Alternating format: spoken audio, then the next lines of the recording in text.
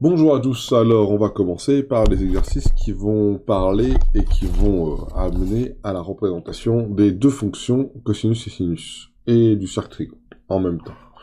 Donc, on va commencer par le 20, et en commençant par le 20, on va se rendre compte d'une chose, c'est qu'ils vont nous demander de placer sur le cercle les points associés au nombre suivant, pi, 7pi sur 6, 5pi sur 4, 4pi sur 3, etc., etc., etc. Alors, si on a notre cercle trigonométrique comme ça, hop, dans le bon sens. Ici, on a 0, on fait un petit tour, un demi-tour, et on se trouve à pi, hein. Je vous rappelle qu'ici on a pi sur 2, je vous rappelle donc qu'ici on a pi, ici on a 3 pi sur 2, elle est demandée, hein, 3 pi sur 2, hein, qui est donc ici. 7 pi sur 6, lui se trouve là. 5 pi sur 4, alors 7 pi sur 6, pourquoi se trouve là? Ici on a pi sur 6, pi divisé par 6, hein. 1 part, 2 parts, 3 parts, 4 parts, 5 parts, 6 parts de pizza. Donc pi sur 6 est situé ici, 2 pi sur 6, 3 pi sur 6, 4 pi sur 6, 5 pi sur 6, 6 pi sur 6, et donc 7 pi sur 6, j'espère que vous voyez bien ce que j'écris, 7 pi sur 6 ici. Le suivant, 5 pi sur 4. Vérifions. Pi sur 4, excusez-moi, est ici. 2 pi sur 4, ça tombe bien, 2 pi sur 4, ça fait pi sur 2. 3 pi sur 4, 4 pi sur 4, 5 pi sur 4. Et on peut continuer. Et on se rend compte que ça fait 4 tiers de pi ici. Pareil, hein, pi sur 3 est ici. 2 pi sur 3 est ici. 3 pi sur 3 est là. 4 pi sur 3 est ici. Ici, on a dit que c'était 3 pi sur 2. Hein. 1 quart de tour, 2 quarts de tour, 3 quarts de tour. Et on peut continuer. 5 pi sur 3, bah, c'est 4 pi sur 3 ici, 5 pi sur 3 ici. Donc vous voyez, à chaque fois, on a nos valeurs à placer sur le cercle. 11 pi sur 6, c'est donc ici. On va vérifier pour le 11 pi sur 6 quand même. 7 pi sur 6, 8 pi sur 6, 9 pi sur 6, 10 pi sur 6, 11 pi sur 6. Voilà. Et on a placé tous nos points, donc les points qui ont à être placés, ils sont ici. Hein. C'est celui-là, celui-là, celui-là, celui-là, celui-là, là, celui-là et celui-là. Voilà. La deuxième est un peu plus compliquée, et on va pas tout faire dans la deuxième, parce que la construction à la règle et au compas, c'est pas facile du tout. Notamment, il y a quelque chose qui est un petit peu pas possible à faire, c'est de tracer pi avec une règle et le compas, c'est pas constructible, on dit ça.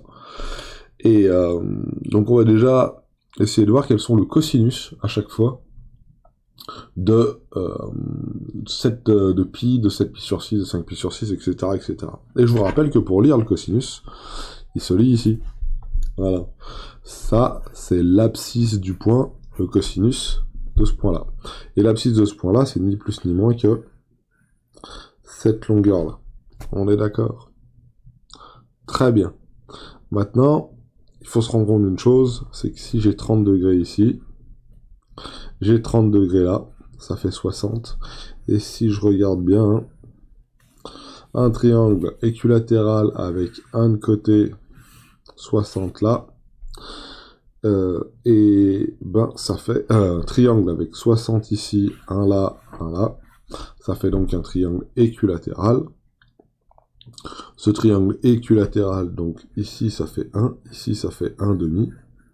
Donc la longueur entre, on va mettre au M1, oh pas M1 mais K, H, H1 ici et M1. Ici elle fait 1,5. Je fais une petite pause, je reviens. Ah, M1, H1. M1, H1. Ça fait 0,5, mais moi ça m'intéresse pas parce que c'est pas la hauteur qui m'intéresse, c'est pas l'ordonnée qui m'intéresse, c'est l'abscisse, c'est la longueur qu'il y a ici. Donc on pourrait utiliser Pythagore avec un 1 et un 0,5 ici. Et ici on obtiendrait la longueur qui va bien. Mais cette longueur qui va bien, on la connaît déjà. Si on regarde un tout petit peu notre variable, notre carte mentale et nos valeurs remarquables, on va se rendre compte qu'on la connaît. Alors, carte mentale, elle est ici. Et on va se rendre compte que ici c'est... Allez, vas-y, dépêche-toi. Je vais cliquer, voilà. Ici, c'est moins racine de 3 sur 2. Chaque fois qu'il y a un petit pi sur 6, ou un pi sur 3, il y a une sorte de racine de 3 sur 2 qui apparaît. Donc, cosinus de pi sur 6, c'est racine de 3 sur 2. L'abscisse de ce point-là, c'est racine de 3 sur 2. Si je veux l'abscisse de celui-ci, alors là, c'est écrit moins 5 pi de 6, mais c'est, je vous rappelle, le même point pour 7 pi sur 6. Moins 5 pi sur 6, c'est cet angle-là à l'envers. Et 7 pi sur 6, c'est cet angle-là, dans le sens positif. Donc, moins racine de 3 sur 2. Et de la même manière, pour 5 quarts de pi, 5 pi sur 4, on va obtenir, nous, moins racine de 2 sur 2. Puis après, moins 1. Donc, à chaque fois, vous voyez, on va obtenir nos cosinus en lisant ici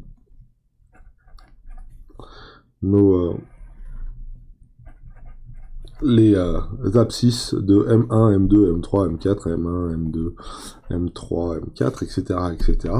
Et on va obtenir un tableau de valeurs qui va nous permettre de tracer notre courbe cosinus. Assez simplement. Donc, on va le faire. Mes points sont pour le 20. Donc, pi, 7 pi sur 6, 5 pi sur 4, etc., etc., etc., 4 pi sur 3.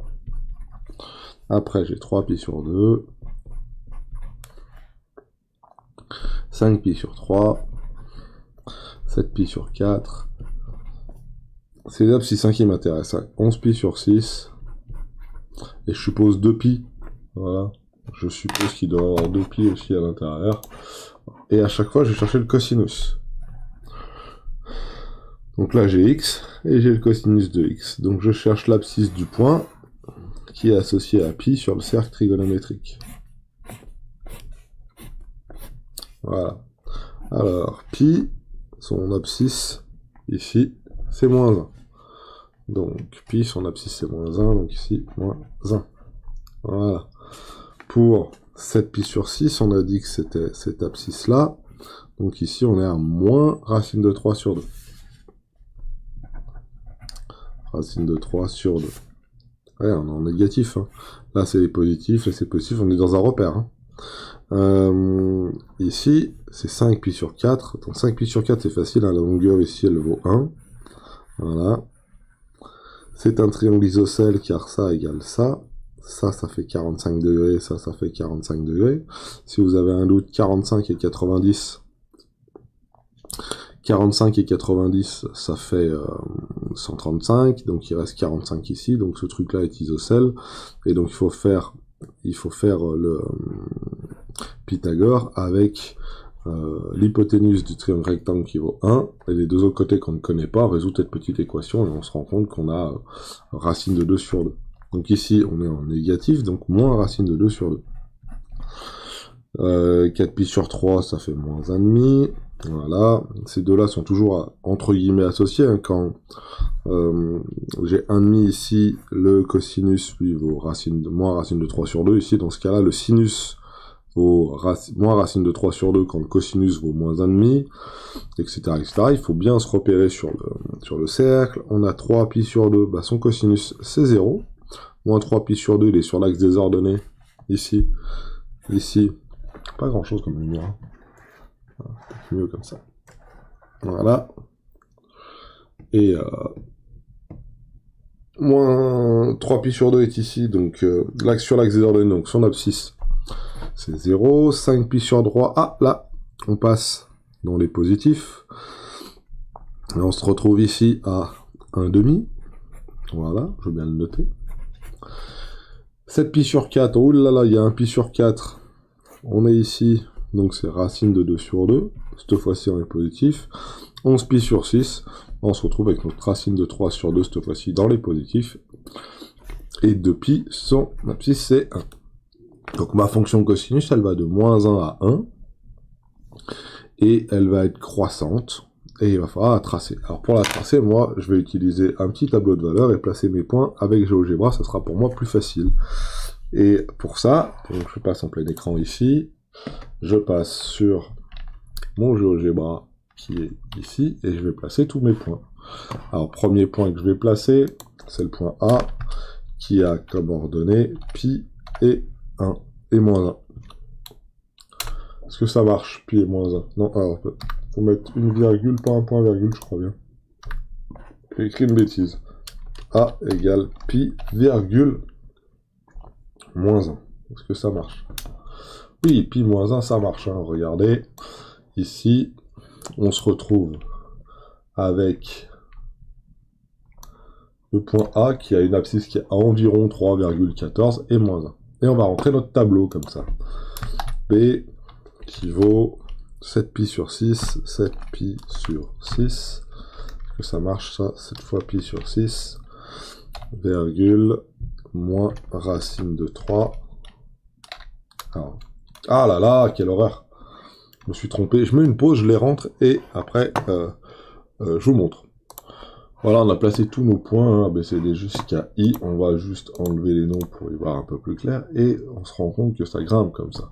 Alors, il faut que je prenne à la main et que je trace de fonctions à la main proprement. Je vais faire ce qu'on appelle une approximation. Je vais les relier par des segments. On sait très bien que c'est pas des segments, mais c'est bien une courbe. Donc, tac, tac, tac, tac, tac, tac, tac, tac, tac, tac, voilà, et ça doit ressembler à ça, notre petite courbe. Voilà, donc ça c'est mes segments. Maintenant je vais la tracer en utilisant GeoGebra. GeoGebra elle connaît la fonction cosinus, donc on va lui demander de la tracer, mais avec x qui appartient à pi, entre pi et 2pi. Donc si x est compris entre pi et 2pi, alors trace-moi cosinus x. Est-ce que ça va marcher? Oui, ça marche. Et on se rend compte qu'on a une belle courbe.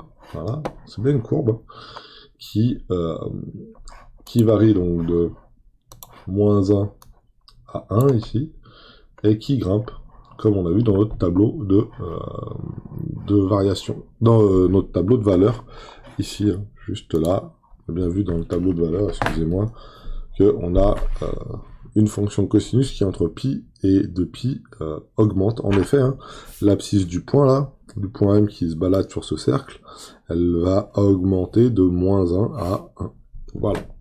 Voilà pour le cosinus. Je vais essayer de trouver une petite animation et pour vous montrer le cercle qui tourne et le cosinus qui se dessine tout seul. Ça c'est pas mal aussi.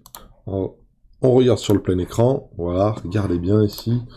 Donc là on a l'angle et là on a donc notre rayon de notre cercle et le point jaune qui se balade sur le cercle. En violet, on a la valeur du cosinus et vous voyez, la valeur du cosinus elle est à chaque fois reportée. Là il est tout petit, là le cosinus est tout petit.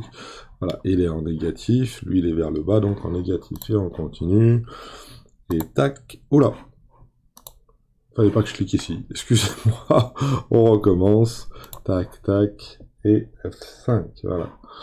Donc, ça tourne, ça tourne, ça tourne, ça tourne, ça tourne, donc vous voyez, la valeur du vert est très grand, hop, il est ici, ça vaut 1, ça redescend jusqu'à 0, ça c'est pour le sinus, et ici, vous voyez, l'abscisse en violet, donc qui est très grand, là je suis à 1, et après on redescend. Donc là, la courbe qui nous intéresse, qu'on a tracée, c'est celle-là, là.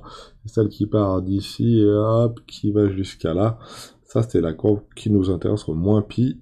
Là, je suis à pi sur 2, et pi, voilà, en orange, notre angle qui continue. Donc là, la représentation en violet de notre cosinus. Et en sinus, bah, vous vous rendez bien compte que c'est la courbe en verte qui y a juste à côté. Donc voilà pour le 20. Ce qu'on pouvait en dire.